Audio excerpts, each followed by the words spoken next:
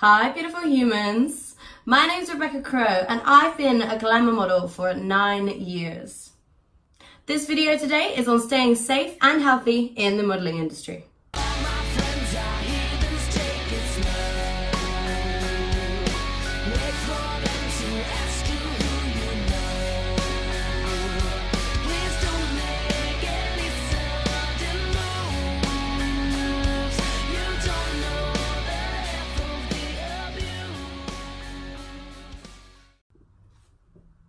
Right, let's get stuck in. So, I did an article in Devolution magazine once upon a time on model safety, and I covered a lot of things, but I definitely think there is more to go into. There's so many things.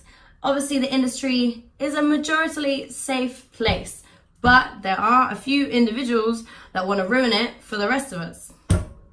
Now, tip number 1 on spotting dodgy photographers. So there are blacklists that are on the internet that you can check for names of photographers if you're concerned. But what is better than this is asking, personally I think, is asking for a reference. If the photographer can provide references from other models and other professionals in the industry, makeup artists, stylists, hair people, sorry I completely forgot their name then.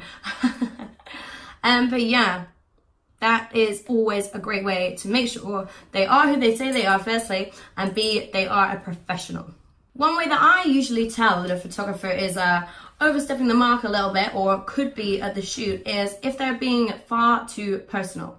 Remember, when you're organizing a shoot, unless it's with one of your mates, it is a work contract. It's a work environment, and if somebody starts treating you or saying creepy things or even things that are just a little bit too invasive, then that's overstepping the mark, and that could lead to feeling uncomfortable now and even more uncomfortable on the day. If they're asking you questions about your boyfriend or your sex life or what your favorite position is and stuff like that, that's way too fucking creepy. Basically, if you get bad vibes, too far, too much, tell them, shut it down. This goes for at the photo shoot as well. If they've been fine and professional on emails and messaging up until then, but then suddenly on the day they start, I don't know, getting up in your personal space or making lewd comments about you, go. Don't stay there. Another red flag for me is if you are organizing a shoot and the photographer is refusing to disclose the details to you. So for example, you've agreed you're going to shoot in a hotel, but he won't tell you what hotel it is. Why?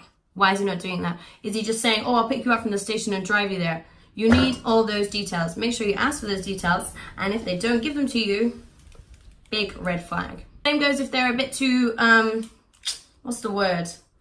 Flexible, but in a negative way, you know? Like if they're like, oh, I might book you for 4 hours, but I might book you for another 2. I'm not sure. I'll see when I get there. Dodgy. Everything should be quite strictly done. Again, to reiterate, this is a work contract. And one really, really huge red flag for me always is if they refuse to let you bring a chaperone. If it's somebody that you've never met before in your life and you feel like you want to bring a chaperone to your shoot, absolutely, you should be allowed to. I understand some photographers are hesitant to allow partners to come along as they might have had a negative experience in the past with that, but if they are comfortable to come and be your chaperone, then the photographer should let them. If they're really adamant against it, but you suggest somebody else, perhaps like a friend or a stylist or a makeup artist or somebody that you know and you trust, and they refuse that as well, getting far too weird. Run for the hills. Now, some more safety tips. This is more for on the day. So when you are on your way to your shoot, make sure somebody knows where you're going. You can share your location from Google Maps. That is ideal, the best situation, especially if you're shooting outdoors. I've heard horror stories where girls have followed photographers for 10, 20, 30 minutes into some woodlands. Oh, no, be careful, girls and guys, everybody. It can happen to any of us. As I said before, another great way to stay safe on the shoot is to bring a chaperone. They're just somebody that can back you up, somebody who you can turn to. I understand that you can feel a little intimidating on a shoot, especially if you're new to the industry. And just having someone to back you up and be like, no, she doesn't want to do that, or no, he doesn't want to wear that, or, you know, it makes you feel more comfortable, and it can make you feel more comfortable making decisions that perhaps you would otherwise be coerced into making. If you feel unsafe at any time on the shoot, you are always 100,000% within your right to stop the shoot at any minute and leave. You may forfeit your payment, of course, if it's a paid shoot, but if you feel unsafe, you can stop the shoot at any time. And if somebody says that you're bound in a contract, that is not true.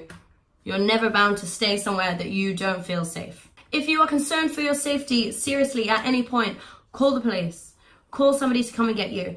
If it's always better to be more concerned than less concerned, and something bad ends up happening to you. Speaking of contracts and legally binding agreements, release forms.